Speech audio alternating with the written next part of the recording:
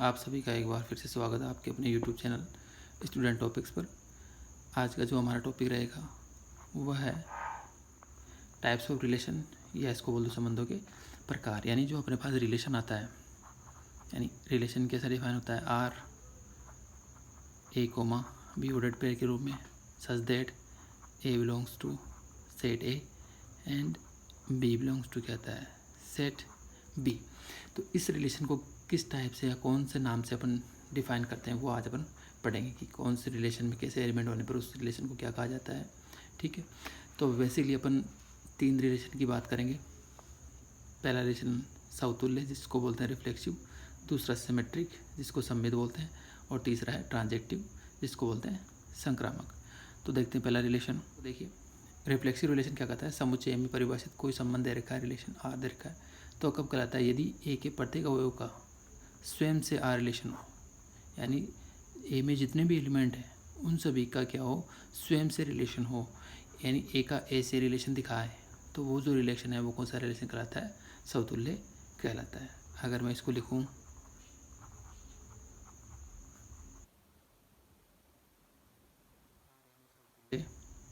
है तो कैसा होगा,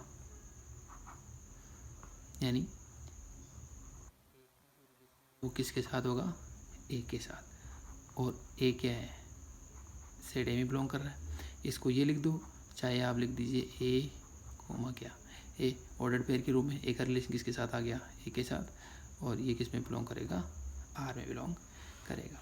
तो समतुल्य की डेफिनेशन आ गई अपने पास कि एक ऐसा रिलेशन जिसमें सेट ए का प्रत्येक एलिमेंट क्या हो, स्वयं से रिलेटिव हो, तो वो क्या कहलाएगा, समतुल्य या रिफ्लेक्सिव। एग्जाम्पल अगर ले अपन, मान लिया कोई सेट दे दिया ए जिसमें एलिमेंट है 1 2 और 3, और एक रिलेशन दे रखा है, जैसे इसी से रिलेशन बनेगा अपने पास। तो अपन ने मान लिया कि रिलेशन क्या आया, 1 1 1 2 2 2 2 3 3 3 और 3 1। तो अब ये रिलेशन कैसा रिफ्लेक्सिव है या नहीं है, उसके लिए अपन ने कहा कि ए का जो एलिमेंट है 1 2 और 3 उसका स्वयं से क्या होना चाहिए, रिलेशन होना चाहिए। यानी 1 का 1 से होना चाहिए, 2 का 2 से होना चाहिए, और 3 का 3 से होना चाहिए, तब तो वो रिलेशन क्या कहलाएगा, रिफ्लेक्सिव, अदरवाइज नहीं। तो देखिए आर में ऐसा रिलेशन है या नहीं, तो देखिए 1 का 1 से है, ठीक है। अब 2 का देखिए, 2 का 2 से भी है, और 3 का 3 से भी है। तो प्रत्येक एलिमेंट का स्वयं से क्या है, एक रिलेशन है। तो इसलिए ये जो रिलेशन दे रखा है वो कैसा रिलेशन होगा आपके पास, समतुल्य है। आई बात समझ में, यानी स्वयं का स्वयं से रिलेशन क्या कहलाता है, रिफ्लेक्सिव या समतुल्य कहलाता है। नेक्स्ट है दूसरा सिमेट्रिक रिलेशन बोल दो, चाहे सममित संबंध बोल दीजिए, ठीक है। तो ये क्या कहता है, यदि आपके पास कोई रिलेशन है कहाँ से कहाँ तक, ए से ए के ऊपर, तब जो आपका रिलेशन है आर वो सिमेट्रिक कहलाएगा। आर ए में सममित या सिमेट्रिक होगा, कब, वो कब कहलाएगा, उसके लिए कंडीशन क्या है, यदि ए का रिलेशन किसके साथ हो, बी के साथ। अगर ये रिलेशन सेटिस्फाई हो रहा है किसके साथ, ए का रिलेशन किसके साथ हो, बी के साथ, देन बी का रिलेशन किसके साथ होना चाहिए, ए के साथ, जहाँ ए और बी किस में बिलोंग कर रहे हैं, सेट ए में। सममित रिलेशन ये कहता है कि आपके पास सेट ए में चाहे कितने भी एलिमेंट हो, लेकिन जिस जो रिलेशन दे रखा है ना उसमें जो एलिमेंट आ रखे हैं उसमें मान लिया एक एलिमेंट ए है, एक दूसरा एलिमेंट क्या है, बी है, तो उनका रिलेशन दे रखा है ए और किसके साथ, बी के साथ, तब उनका रिलेशन बी और ए के साथ भी है।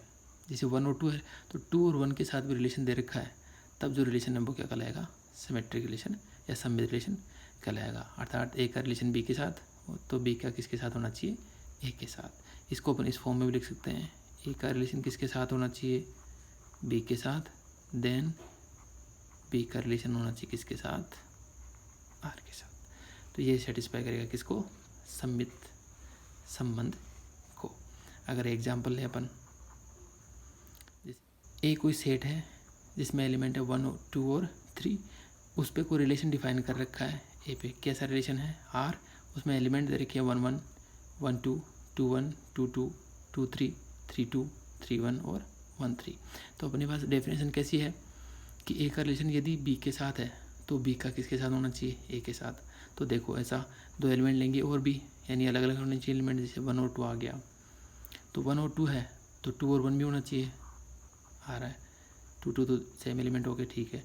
2 और 3 है तो 3 और 2 भी होना चाहिए, 2 और 3 है तो 3 और 2 भी है, ठीक है। 3 और 1 है तो 1 और 3 भी होना चाहिए, तो 1 और क्या आ रहा है, ये कंडीशन सेटिस्फाई हो रही है। तो जो संबंध है वो कैसा संबंध है आपका, सममित संबंध है, समझ गए।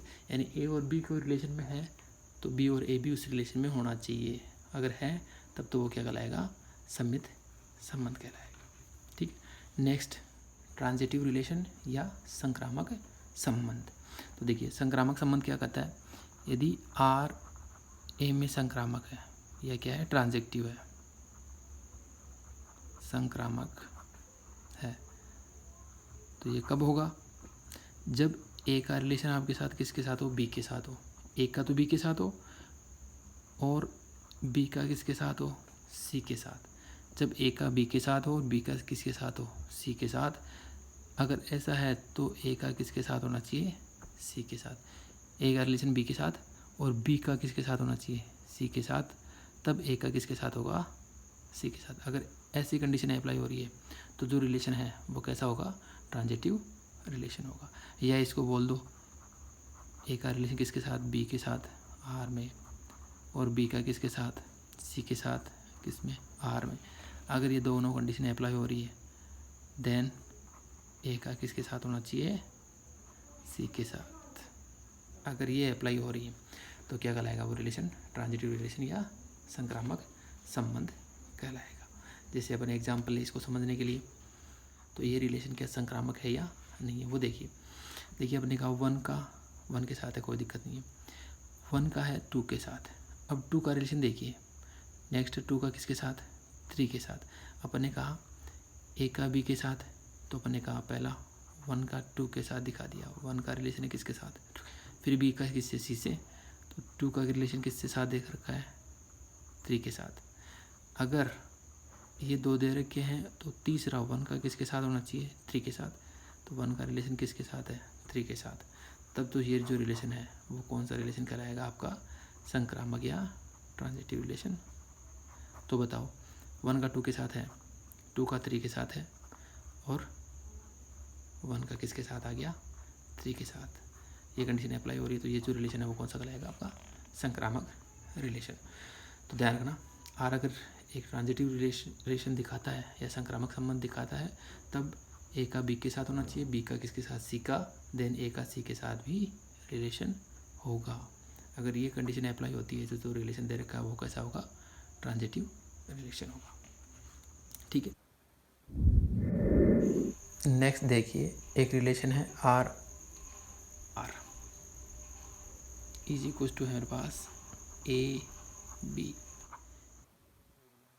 और बी बिलोंग्स टू क्या है, सेट ए के अंदर। इस रिलेशन में ये कंडीशन सेटिस्फाई होती है। पहली कंडीशन क्या, कि वह क्या हो, सम्मित हो, यानी ए का रिलेशन ए के साथ हो, या for all A belongs to क्या होना चाहिए, ए। फॉर ऑल का मतलब होता है प्रत्येक, यानी ए का प्रत्येक एलिमेंट है उसका स्वयं से क्या होना चाहिए, रिलेशन होना चाहिए, तब तो। अगर ये तीनों रिलेशन समतुल्य, सम्मित और संक्रामक कोई रिलेशन सेटिस्फाई करता है तो वो कौन सा रिलेशन कहलाता है, इक्विवेलेंस रिलेशन कहलाता है।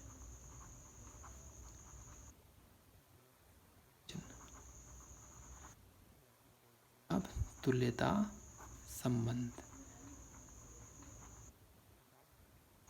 जो कोई भी रिलेशन तीनों रिलेशन सेटिस्फाई करता है, समतुल्य का, सम्मित का और संक्रामक का, तो वो जो रिलेशन है वो कैसा रिलेशन होता है, इक्विवेलेंस रिलेशन या तुल्यता संबंध, ठीक है। आगे बात समझ में, तो एक बार इनको पढ़िएगा और इनके एग्जाम्पल आप अपनी बुक से देखिएगा। किसी भी एग्जाम्पल में या किसी भी क्वेश्चन में आपको डाउट हो तो आप हमें मेल कर सकते हैं, आपको मेल आईडी हमारी डिस्क्रिप्शन में मिल जाएगी, ठीक है। Thank you for watching.